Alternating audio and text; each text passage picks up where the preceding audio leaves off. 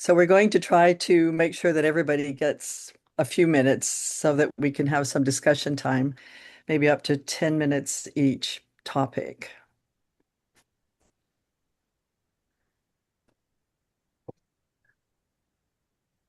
Okay, Lori, are you okay? Did it say it was recording? Yeah. Did you want me to share the agenda with everyone? Sure. And also, Can you see it? yep, Yep. but it'll be on the side or so we can see each other, or we don't really need to see it anymore, maybe.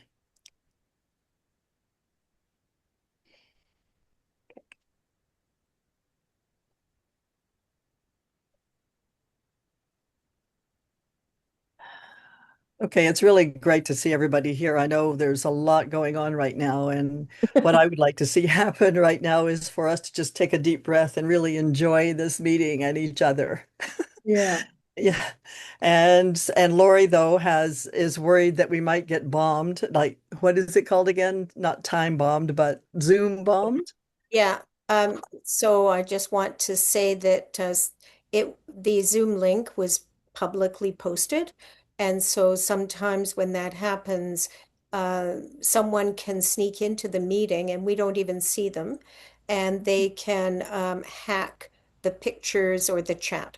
So if that happens today, I will be stopping the meeting immediately, Okay. and we will have to possibly do it on another day with a different Zoom link. This is the one that we've used for a year now, and that's okay. We can change the Zoom link, and we can also do registration, which is another way of avoiding having a Zoom bomb. I think we're going to be okay, but just in case, just so you know, if something happens, I'm just ending the meeting. Okay. Well, hopefully, fingers crossed, we'll be good. So, Marlon, can we hear from you around the land acknowledgement, please? Yes, sure. It's just a short one. I live on Salt Spring Island, which is the ancestral and unceded territory of the Wasanich people. More specifically, the Senchosan and Hulquaminim speaking people who used to have villages here on Salt Spring but don't anymore. But the Tsaote Nation, which is also part of the Wasanich Nation, does have a reserve here on the south end of the island. It's a lovely reserve with a lovely trail around the seaside, the shore of the reserve, and they have very graciously allowed everybody to walk out there for decades. It's very, very popular. I live quite close to the reserve, and I've walked out there many times. The trail is now closed because the nation is going to develop a commercial campground on the reserve. But I and everybody else is very grateful to them for all those decades of generosity of letting us walk out there with, just freely. And the only other thing I'd like to say is that some years ago I did download and read the 94 recommendations of the Truth and Reconciliation Commission, and I'm truly sorry that the Canadian government hasn't enacted more of them. Yes, thank you very much for that. Okay, so the first or the next thing on the agenda is Suzanne has an idea that she would like to present to us. So, Suzanne, you're up. Yeah, hi everybody. Can you hear me okay? Yep. So I'm going to share my screen because I have a little slide that I think kind of explains it, what I want to show. Let's just see if I can find it. Yeah, there we go. Doop doo doo. Share. All right. Can you see that slide?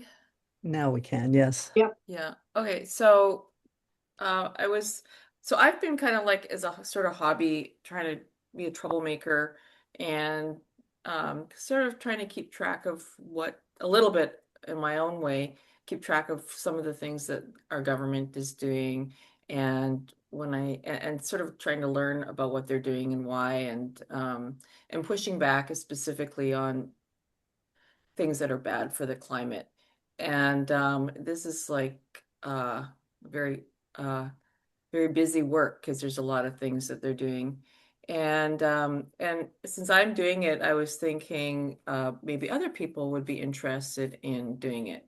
When we started up building out different committees for Seniors for Climate a little while back, there was a slot for an advocacy group, but that never really gelled. And because it means that you have to have like a leader and things like that that are kind of like annoying. So anyway, so it never happened, but I feel like there's some interest maybe in other people participating in what I'm calling an advocacy club. And what I was going to suggest is that we sort of people who are interested can be part of a email group, and we will just share maybe what we are doing and maybe piggyback on each other's efforts, and and that in that way learn from each other and also amplify each other's messages. Um, and some of the types of things that I've been writing are things like submitting comments when the government, either the BC or the federal government, is open for submission of comments on different proposals. Obviously, there's the letters to the government officials, including MPs and MLAs, city council members, etc. Letters to the editor is kind of an interesting area because it's almost more directed at the media in some ways, but it's also a fruitful way of sort of getting more climate information out because the media doesn't really connect the dots a lot of times between decisions about, say, pipelines and the climate emergency. And so, those are opportunities to correct the story a little bit, but it also signals to editors. And then there's some other ideas that we could discuss. Social media is one place you can go and wreak a bit of havoc if you know what you're talking about. And then there's also things like Substack and places like that that we could write. But I'm kind of mostly focused on the more traditional avenues. And so the way I was kind of picturing it was an email group where we crowdsource ideas for opportunities, emerging opportunities, targets, who are the people and groups that we can reach out to. And then also collecting research and the writing. Like these are all like different things that different people are good or bad at. And we would communicate each other amongst each other mostly via email rather than having like meetings and minutes and all that kind of stuff. But the idea is that we would just kind of crowdsource the effort, and people can participate as they are interested or as their energy and time permits, and kind of just amplify each other's messages. And my theory of change with this is that I think there are government officials that are participating in rather bad decisions. A lot of times they don't know the simple facts, like this reiterated idea, for example, that LNG is owned by First Nations, or that it's not polluting, that it's clean, and things like that. And because they hear from each other and from oil and gas, and they don't hear the truth, right? So I think that there is some value in pointing out their mistakes because I don't know that I think they don't want to look stupid. It's hard to know how much of it is ignorance and how much of it is mendacity.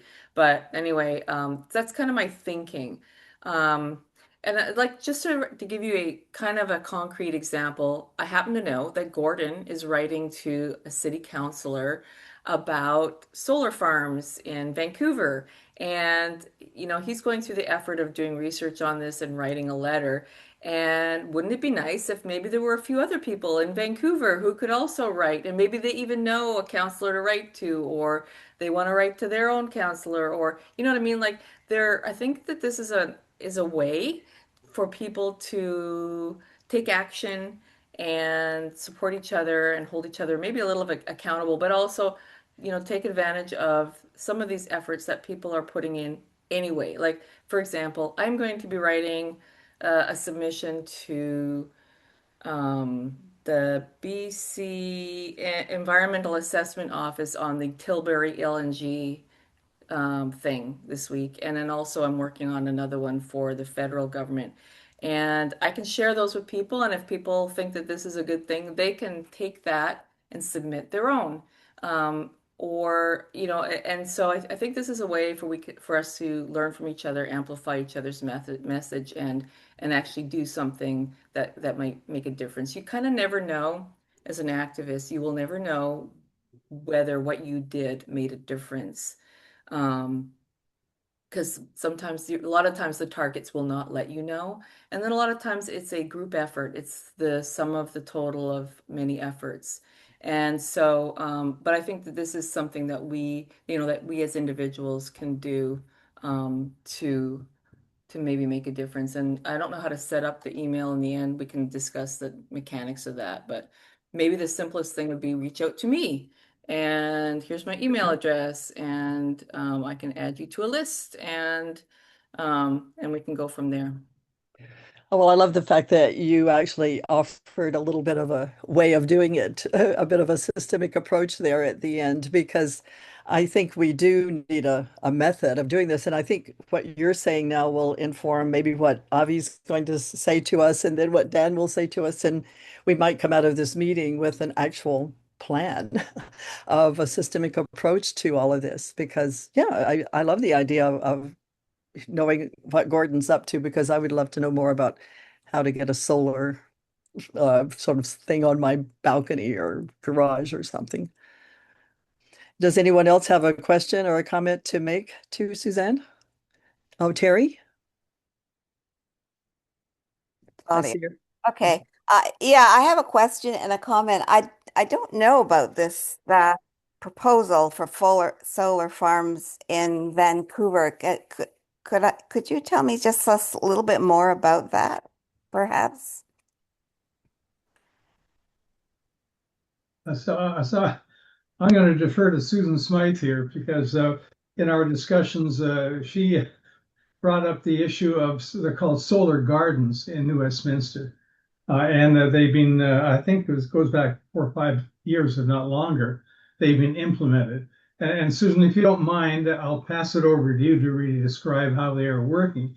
And I live in the district of North Van, and I think who don't have no solar panels on civic rooftops, and it's a great opportunity. But Susan, over to you, if I may. Yeah, I'm no expert on this, although I intend to learn more.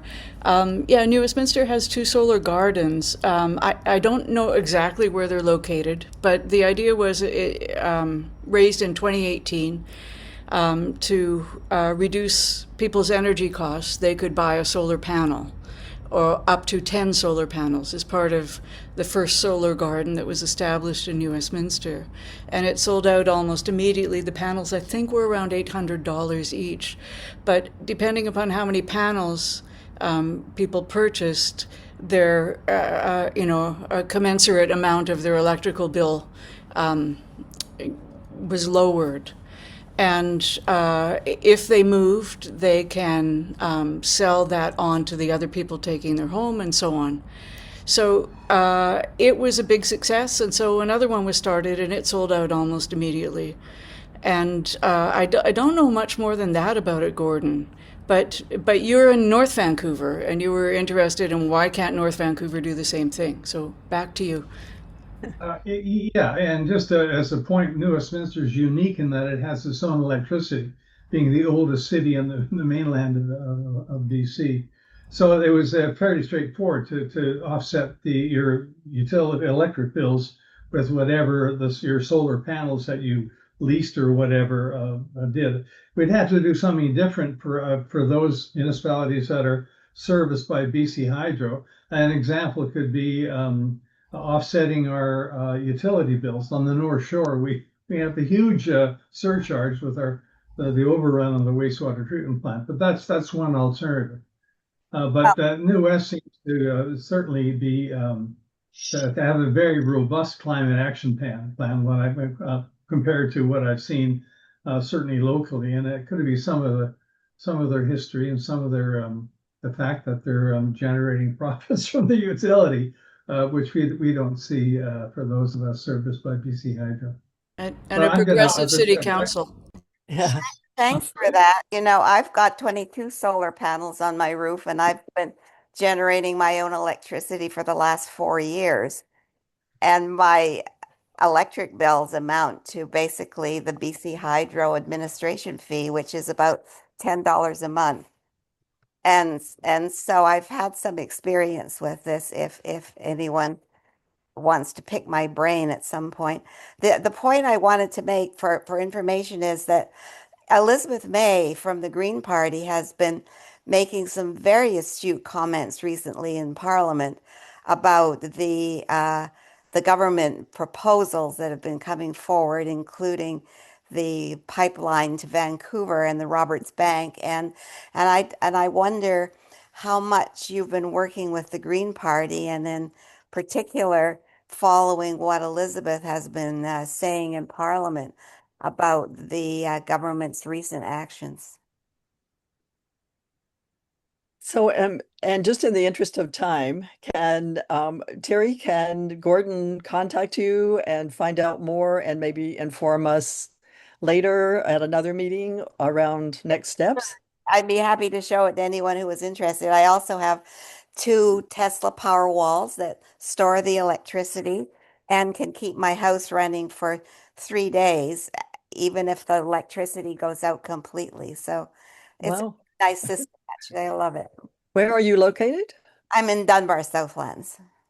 Oh, okay. Well, that's interesting and good to know. So, yes, I think we're on a roll here to find out more and to have all of us pretty soon have solar panels. Thank you. And so now, again, in the interest of time, Avi, can we hear from you and what you've been up to? Okay. Hello, everybody. Um, so the quick background on this is I went to an event that the local Vancouver seniors put together for the early last month, and it had to do with advocacy in our individual ridings.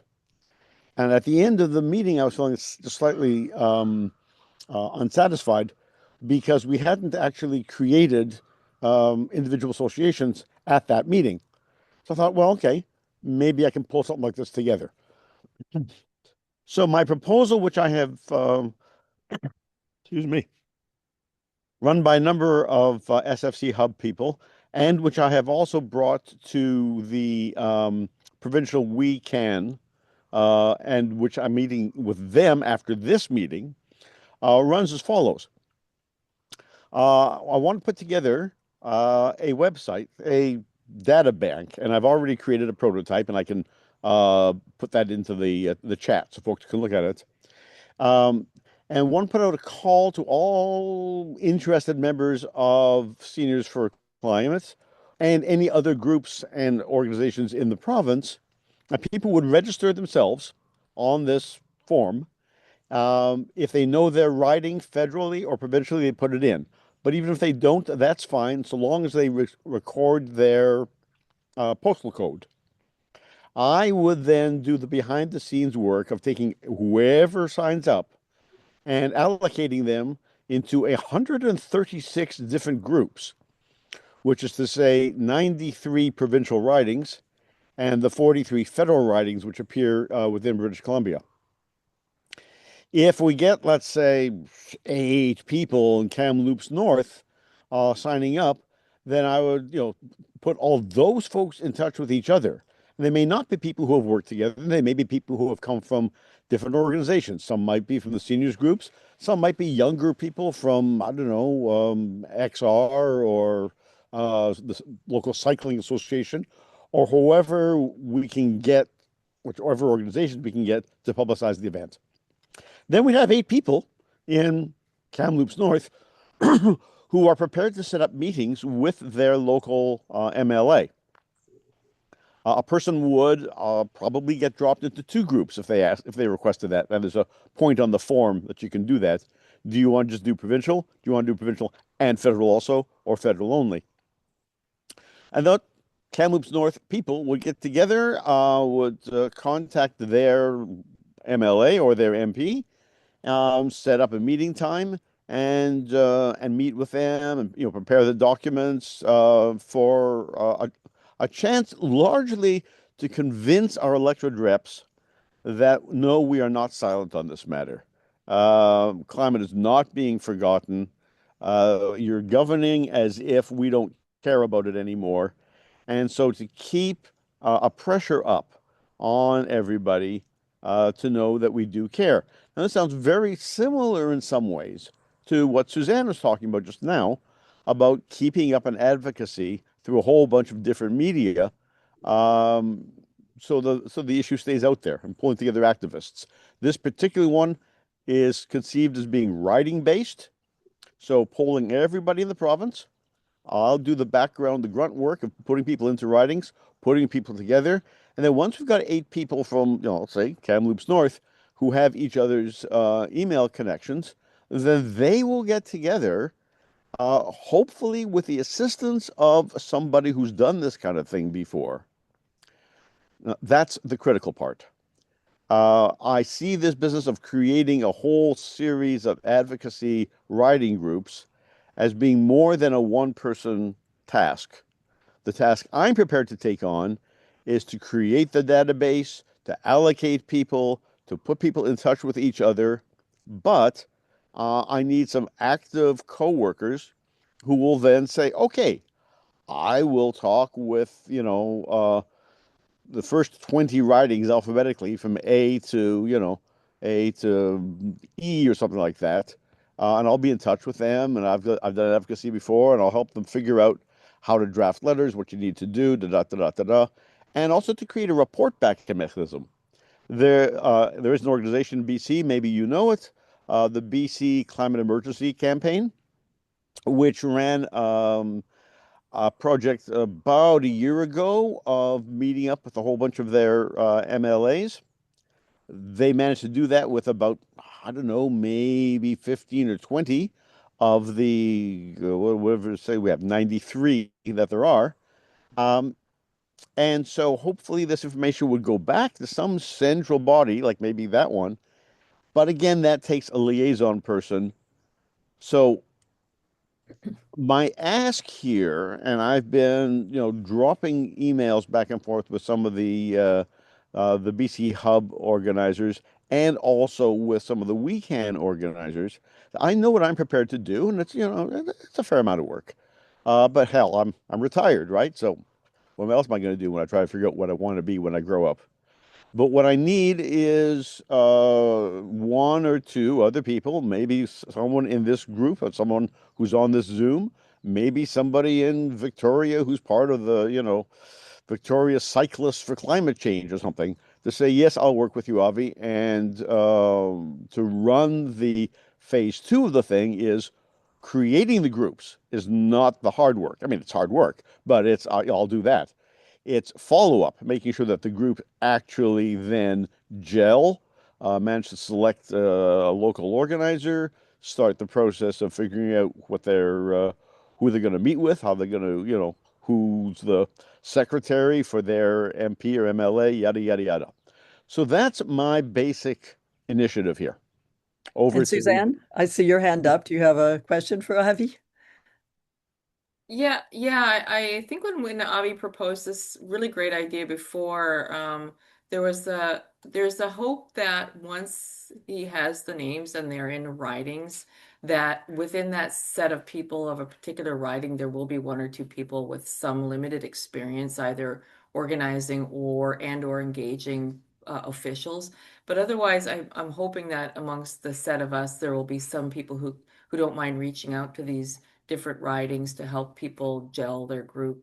I sort of raised my hand to help with that. I'm not the most adept, but hopefully, Abby, what you'll find is once you start putting the names together in groups, there will be some obvious sort of champions in each of those sets. There may be. I mean, I won't necessarily know who they are. If I get, 4 people from Prince George, 5 people from Prince George saying, "Hey, I'm interested," I don't know the Prince George people. They may or may not know each other if they've stumbled onto this through different avenues. Some of them being seniors, and some of them being, heard about it through XR or something. Um, but yeah, the critical thing is there's got to be someone who does a regular check-in with these groups and helps them out. And if You know, best case scenario is I managed to form 136 different organizations. There's no way I can do that. I mean, just check in with them all. So, I do need, and I'll tell you, I'm a little reserved. I don't want to set out the initiative and set out the call and ask people to sign up if we're not going to do something with it. I mean, then people will say, "Oh, well, I set my name into this great, idea. We're going to do a data bank. I never heard back again." Blah, blah, blah, blah. Yeah. That actually works to discourage activity. So I really want to make sure that there is a team of three people. I volunteer to be one. Maybe Suzanne, you are number two, um, who will see this thing really through to completion. Okay, who's Um, number three? Pardon me? Somebody who's number three. We need who another may person. who may be in this meeting or maybe in the weekend meeting that I'm doing right Yep. after this one, or may not exist. I don't know. So I don't just want to create the groups and then hope that they will all magically, the cream will rise to the top in each group. Um, you know, I So, think that's your organization calls for more than just hope. so, well, since you're going to the meeting with WeCan with Guy Dauncey, I suppose, or others there, Hmm. um, see what that comes up with and then get back to us because I'm sure there will be somebody else that will help. We just we'll do a little arm twisting. We don't want this to die away for sure. Yeah, I'd like to go to the meeting with, I'd like to know what's in my pocket. Yeah. So Because I don't.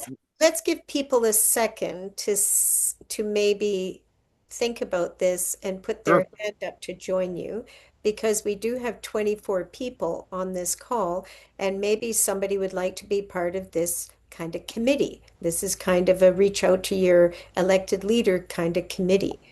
And let's give people a second to join you, Avi.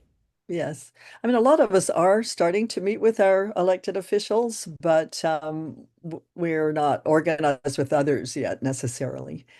But yes, as Lori said, Somebody oh, has their hand up. I see Jane has a hand up. Jane? So first thing I'm going to say is I'm not going to join an organizing group to organize the whole thing because I'm rather overcommitted. But what I do, I am part of a group in the Cowichan, Malahat, Langford area, and there we have twice met with our MP.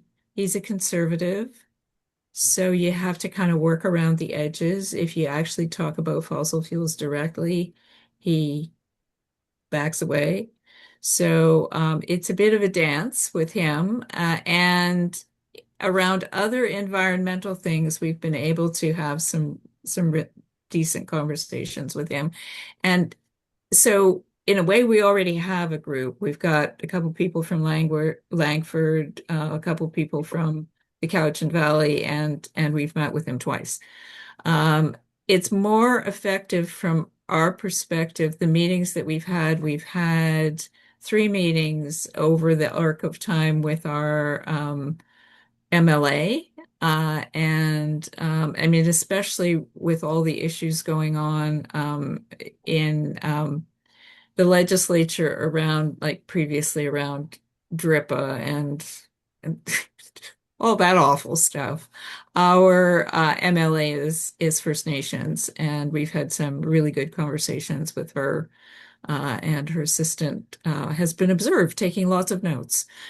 So I'm happy to be part of reporting back to you, Avi, about what's going on.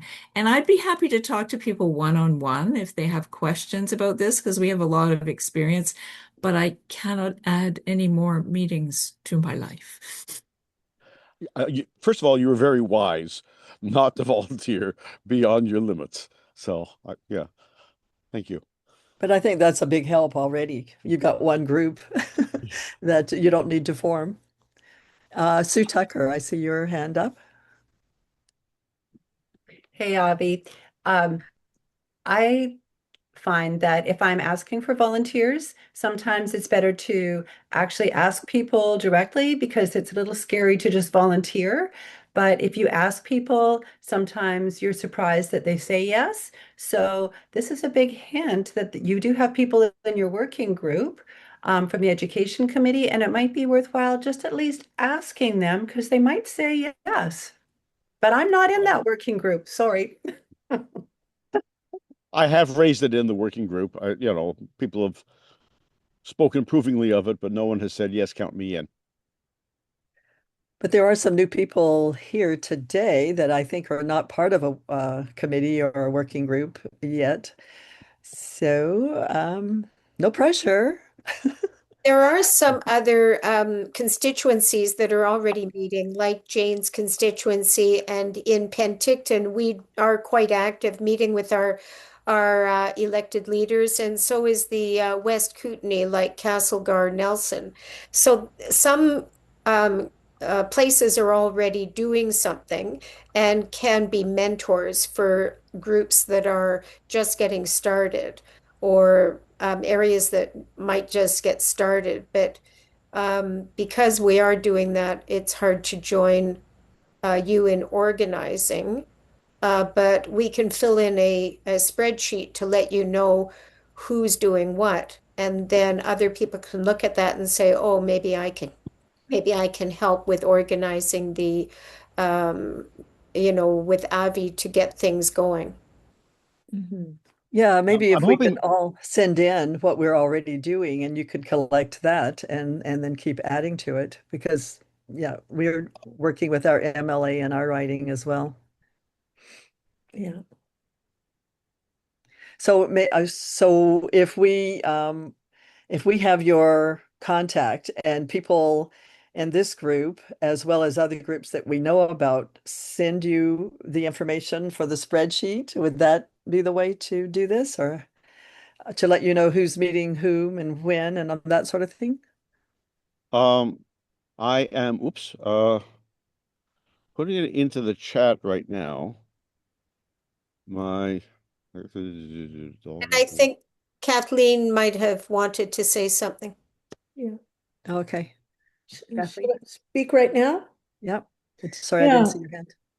In Victoria, we've had one meeting with Will Greaves, and I know other groups have met with him as well. He keeps telling us to meet with the ones who don't want to meet with people. But anyway, I do feel I have a little bit to share and could let you know about that, and also could maybe be a resource for people. I wouldn't want to go to more meetings, but I could be a resource person to give some support to a new group. so I just put my address down in the chat. And Okay. I'm, feverishly trying to type away and write people's names down, but I'm a lousy typist because they didn't let us take typing in high school. Um, Partially because I was male, and of course, only girls took typing.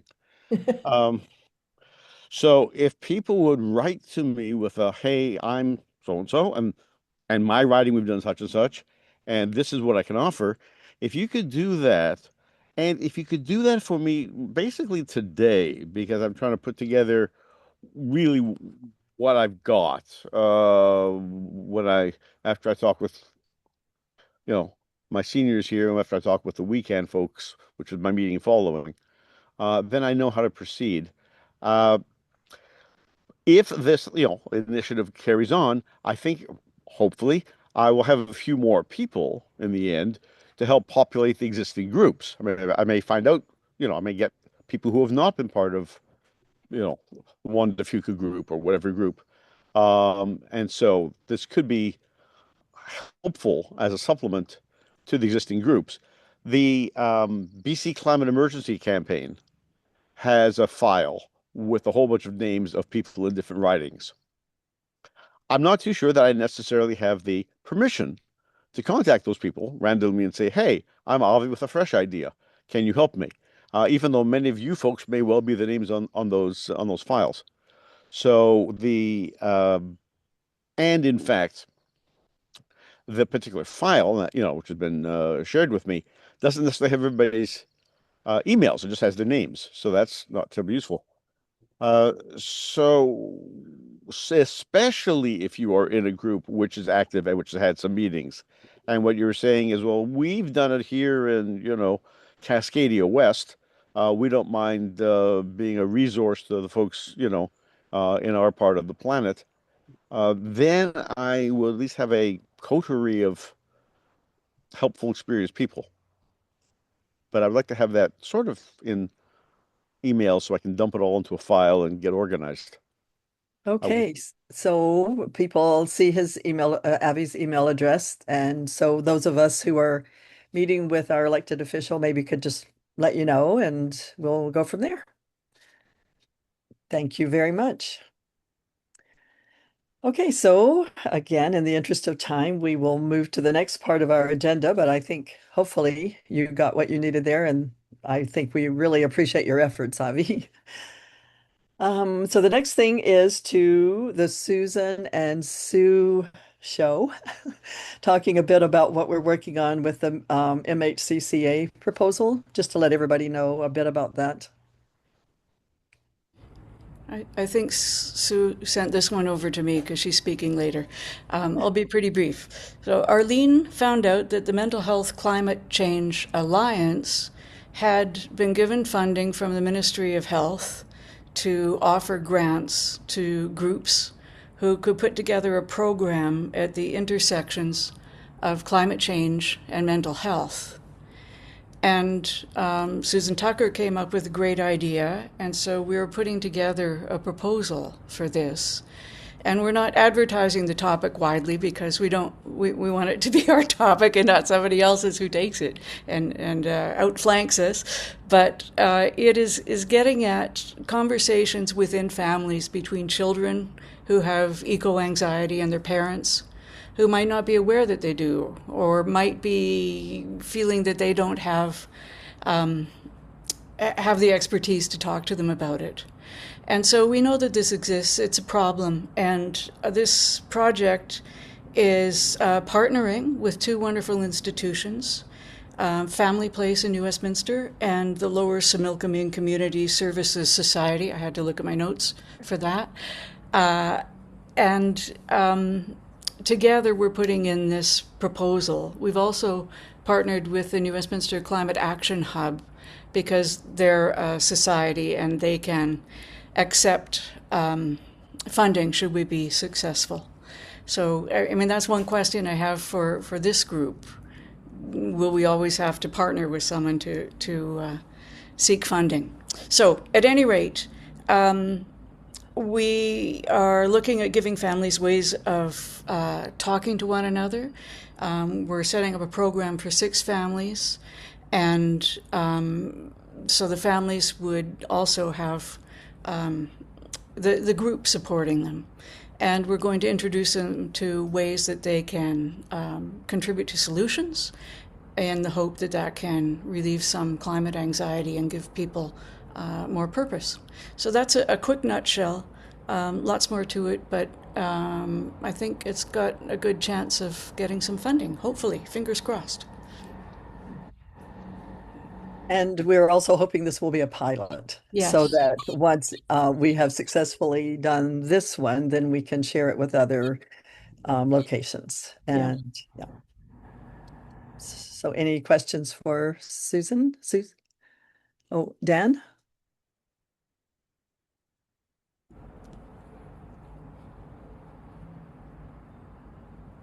Dan, did you have a question for Susan? Oh, Sorry, I was talking away to myself, obviously. Hi, Susan. I had a question about references because I know that Aileen Stalker and Sutherland, Joan Joan. Sutherland, have this theme in their bailiwick as well. And if you haven't cross-pollinated, that would be purposeful. Well, we actually did try, and they want to stay on their own as professionals Oh, delivering theirs. So, but thank you for that. I went to competition, them first thing. competition. I get it. Yeah. Okay. Thank you very much. We'll have fingers crossed for that one, and it'll take a while because this is open until October, and then the news will be shared by December, I guess, and then we can get to work in a new way. Okay, Dan, you have some things to tell us about what you're working on. Sure. Thanks, Elaine. Updating, I guess. We've heard a bit about it already, but some Yeah, updates. I guess the first thing I would say is put me in for number three on your list, Avi.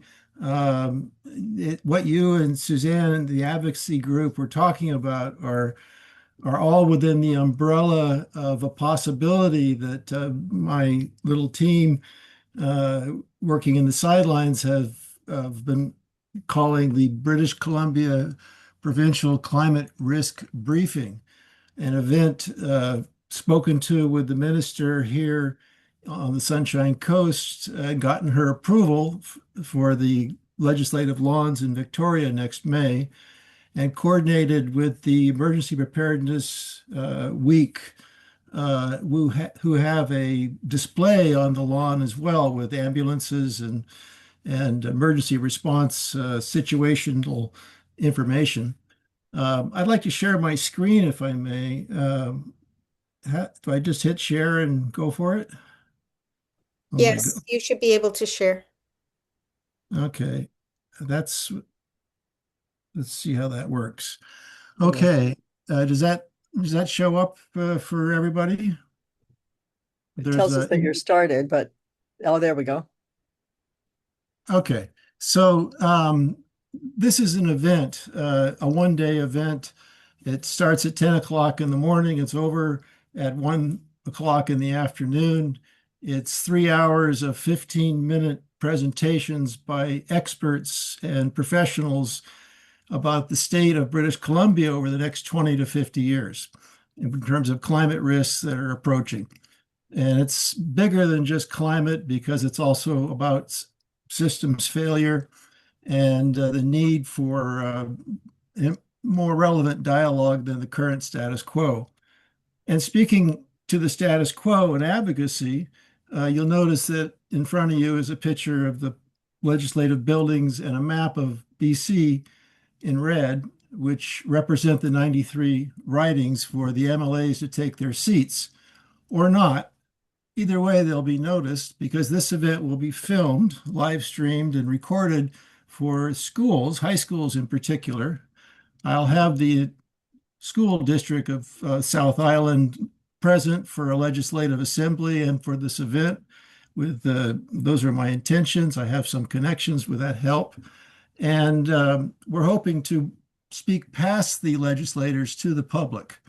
There'll be 100 invited guests besides the legislators, and there'll be another few hundred seats that'll be for sale.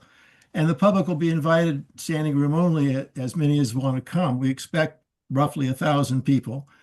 And in the afternoon, after the event itself, there'll be a carry on of the Emergency Preparedness Week festival with music, etc., and the activity of the emergency preparedness, etc. So what I hope to do is poll the BC hub community, British Columbians, to find out if they're interested in this event and to create committees and have seniors take the lead in these committees to direct what's necessary for event planning, but also the dissemination of the information at the event. For your information, this event is not my idea. It's modeled after the UK Emergency National Briefing in November of last year. And currently in June, they had 60,000 home viewings of the edited version of that event. And something similar is what we're proposing that we take on as a project, those that are interested. It would be available for people who want to do on-the-ground site preparation work, and would also be available to remote seniors who do armchair advocacy work.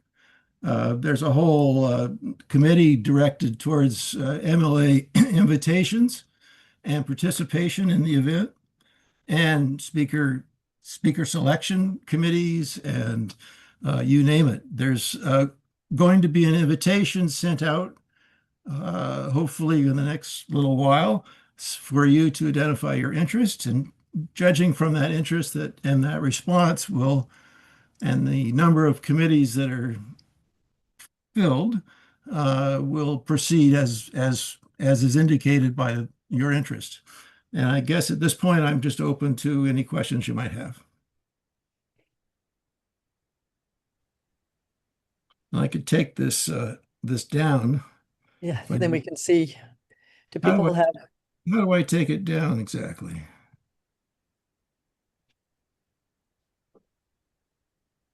Stop share. That says what I need to know. Okay, good. okay, I see Lori has a hand up. Thank you. My question is, first of all, why is it outside? And the second question is, are you inviting organizers from other organizations as well, like For Our Kids or Force of Nature? Are they going to be part of the organizing committees too?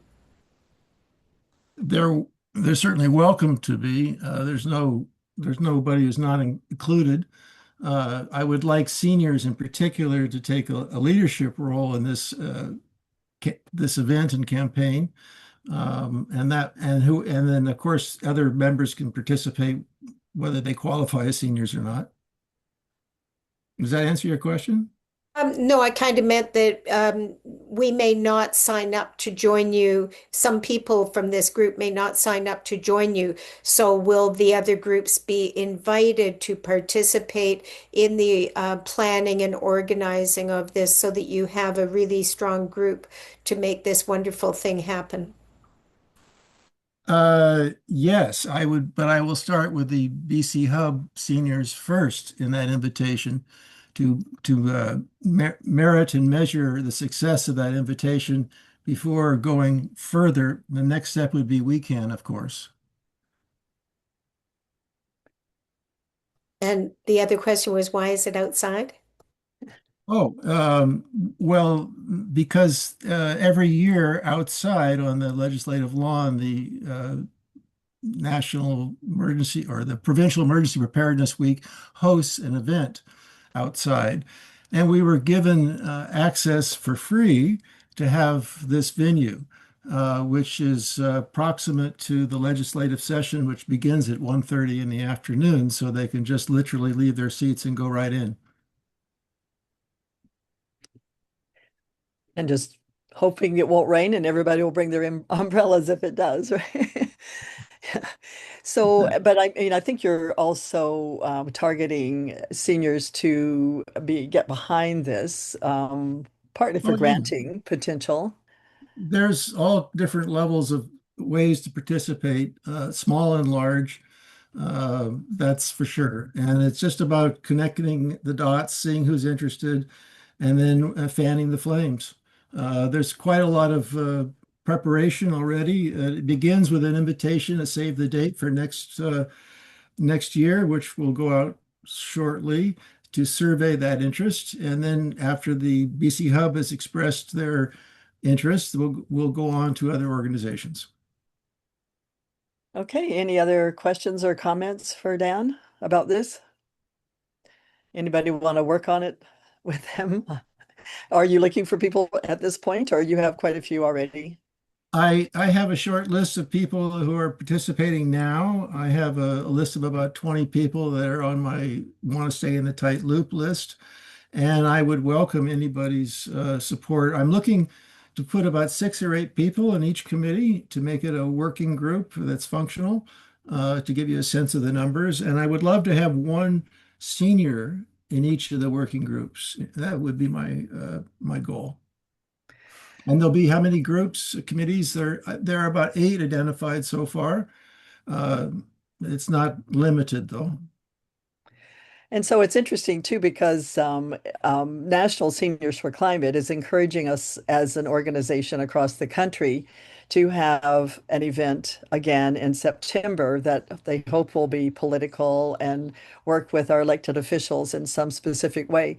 So the work that Avi's doing, that Suzanne is doing, and now that Dan is offering to do will fit right in to somehow organize ourselves in September to fulfill our goals, I guess one would say, as Seniors for Climate people across the country. Yes, and I would say that we also have messaging for different MLAs, conservative, that you may be interested in there in Colwood, both conservative and NDP. And if you're following politics in British Columbia, you know that with a $13 billion deficit and the two parties within 4 or 5 members of each other, it's deadlock. As good as they can be good, they can't be any better than they are, unfortunately, which means that we have to take this conversation to the people, which is what this is all about. Great. Okay, thank you. Well, again, in the interest of time, anyone who wants to get more information about this, be in touch with Dan. Thanks, Dan. Okay, so our next thing on the agenda, we'll be hearing from the committee chairs about what's going on in the committees that's maybe not already been talked about, and I know that there are some things. So who wants to go first? Sue? I Who Yeah, wants to go first, I Sue? can go first. Yeah, thanks, Early. So a number of people today have said, we don't want to go to another meeting. And so when I asked the Education Committee in June, do you want to meet in the summer months? And I was sort of hoping for maybe a no answer. No, they wanted to meet. And I think that that's because we get a lot of energy from each other and we're all working on lots of different things, but it's pretty energizing to get together, get feedback from each other, and you really come out with new ideas. So, for example, Susan and Erlene that talked to you about the grant, they're in the Education Committee. Avi's in the Education Committee. And Suzanne is in the Education Committee. So you can see that, and there are, others here as well that are working on their own things, but we really do get a lot of energy from each other. We have 3 different working groups. One is the personal touch group, and that is because we acknowledge that there are people who really need to be reached on a personal level. And we might never see those people working, doing what we're doing in this kind of a group with advocacy and letter writing, but they're with us. They care about climate, but you'll never see them reaching out to their MLA. But we really acknowledge that those people are important and have things to do working in climate in their own way. We have a research group that does all kinds of all kinds of research. Oh my goodness. And also a group that works on group presentations, and they've been really active as well. Um, we have some pamphlets that we have. So if you're holding a climate action, um, I've talked about the other pamphlets before, but a new one is Health and Climate Change. It's a really handy pamphlet to have available. And the one that we're working on right now is for people who want to just take personal action in terms of climate change. So low cost things that they can do, a little bit more cost, and then the higher cost, but maybe with more effect. And so that pamphlet hopefully will be ready for our next meeting of the Hub. Great. Thank you so much. Diane, I think you might be next. Oh, sorry, Suzanne. Did you have a question for Sue? Yeah, I just had a really quick one. How are you disseminating pamphlets?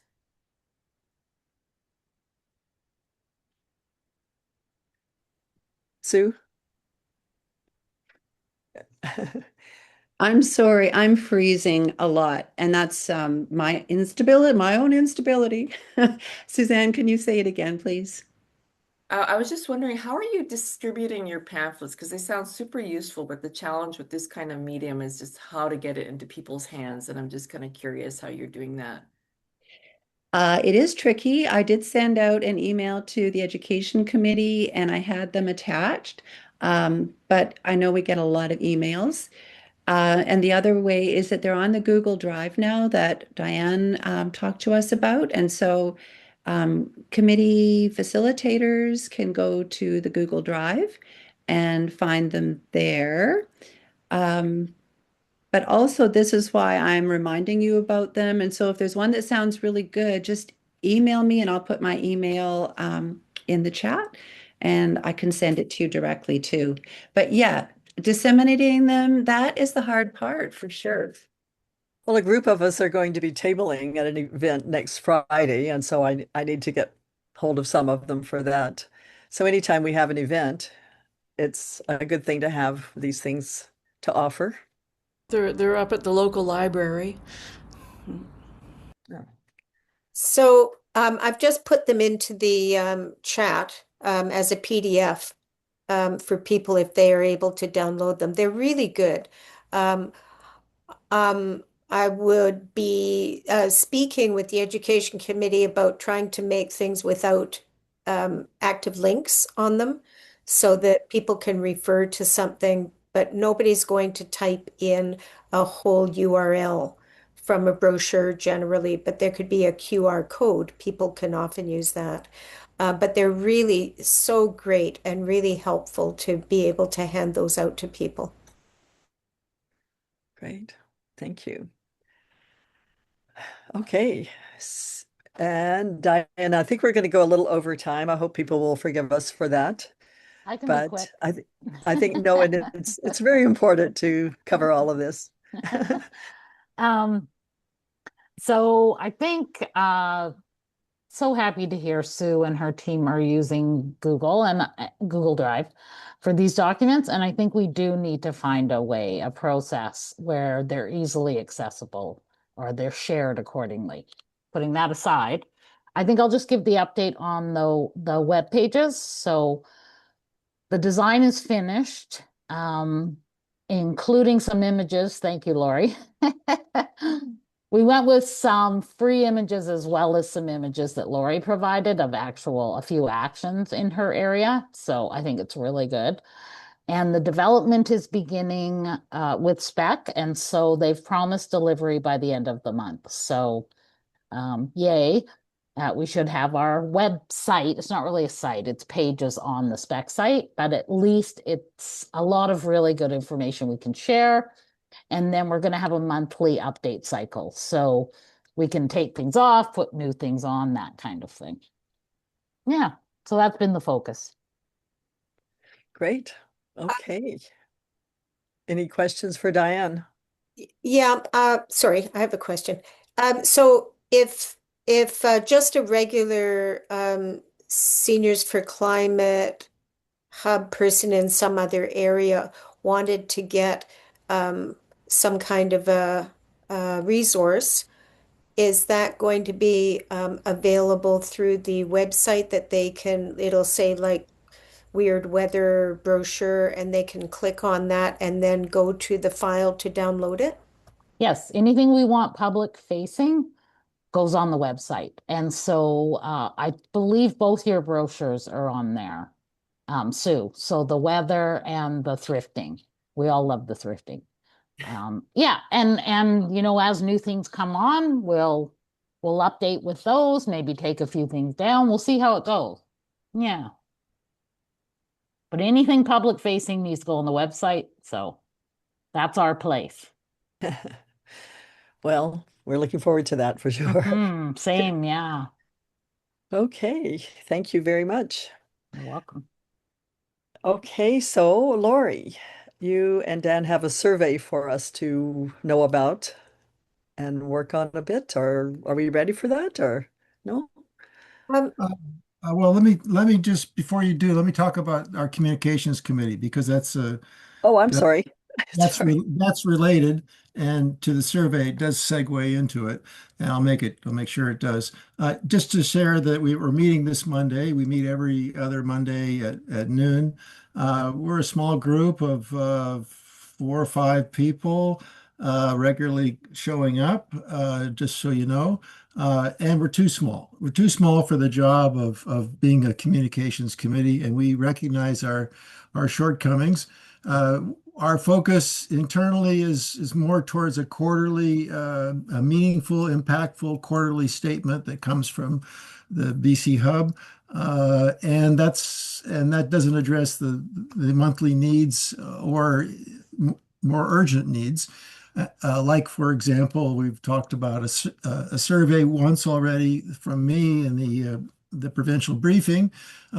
We've also gotten our development stage another survey, and it's basically to ascertain how much time is available from our membership for different activities within our larger context, and particularly for the role of communications committee from my perspective, because we have the need. So from Avi's perspective, we were really welcome working with you on postal codes, and Suzanne, we need a more punch in our advocacy, and all of these could be, quote, subcommittees within a larger communications committee. And so we're wishing to grow. And so part of that process is surveying to see what the interest and appetite is. So I'll let Lori carry on with the survey. Thank you. It's really great. This is what has been created. Can you see my computer? Yeah. So this is the beginning part that can be edited if we decide that it needs some editing. So it's just asking people to get started, and then you, people will be filling it in before they can go to the next. And we asked if it can tell people that there are a few pages. So it's quite robust with giving people a lot of ways to help them participate with the Seniors for Climate. And, this way, I guess we'll be able to find people who are able to uh, really assist and get involved. There may be some people who are on this meeting or people who are in remote areas that don't know how they can get involved with Seniors for Climate. And this gives them some way of saying what they might like to do and help them to help all of us help each other. I think it's a really great idea.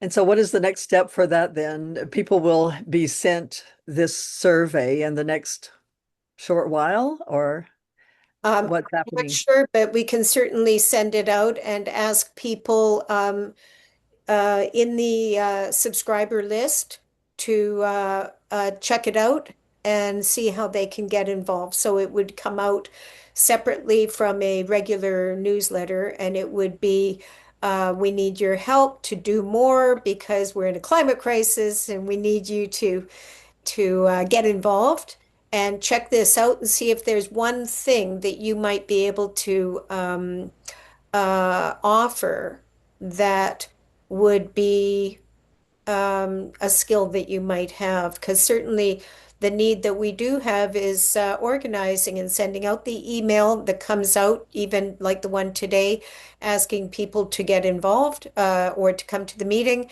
We also need somebody who can set up some social media accounts and do graphics and posting because there are maybe thousands and thousands of seniors in BC that don't know we're here trying to work together.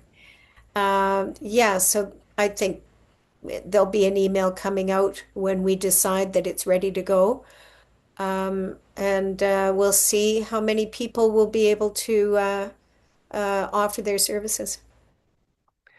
Yes, thank you. And we know that there are a lot of people that are really busy. We're all pretty busy and involved in so many things, but I happen to have gone to a social event with about 80 women that are probably over the age of 65 a couple of weeks ago, and honestly, it appears that a lot of them would like more things to do that besides go to their gym or talk about what they're wearing.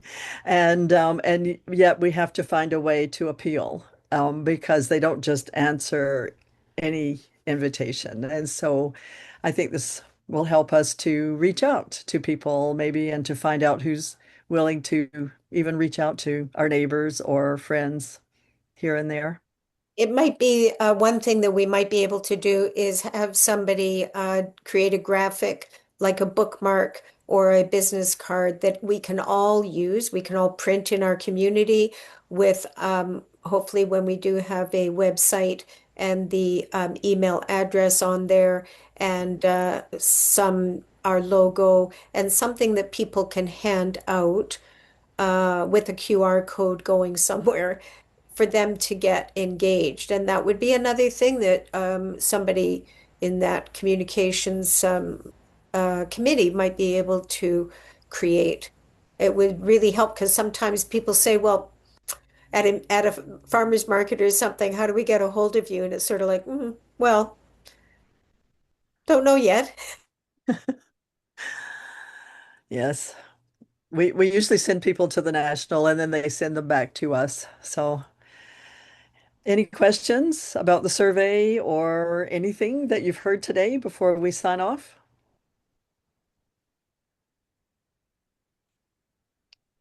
Looks like everybody's pretty happy and ready to go off for dinner. Okay, thanks for coming, and we will see you next month. And in the meantime, you'll hear from us with all of these requests and look forward to having feedback. Thank you, Arlene. Thank you very much, Erlene and Lori. Thank And you. I've been peeking at my email, and some of you have already written to me. So thank you very, very much for that. Keep those cards and letters coming, folks. That's music to our ears. Somebody wants to hear from us, and they're already doing it. Great. That is. Thanks, everybody, for all the hard work. And Thank we're you looking forward all. to solar panels on all of our places in Vancouver soon, Gordon. There you go. Erlene Bye, and everybody. Susan. Erlene and Susan, just hang, if you two can hang on just for a sec so we know what we're doing next. Okay, sounds good. So I won't close the meeting so that you guys can talk. Oh, we'll be real quick. Erlene and Susan, do you want to meet at 5 or do you just want to go straight to Zoom now? I'm happy to go straight to Zoom now but you sent a link already, right? Yeah, if I can't open it, I'll send you a new one. I think it'll open early though. Okay, because we could talk on this one, I guess, but then Lori has to keep it open or something. I don't think Lori wants to stay. No. I will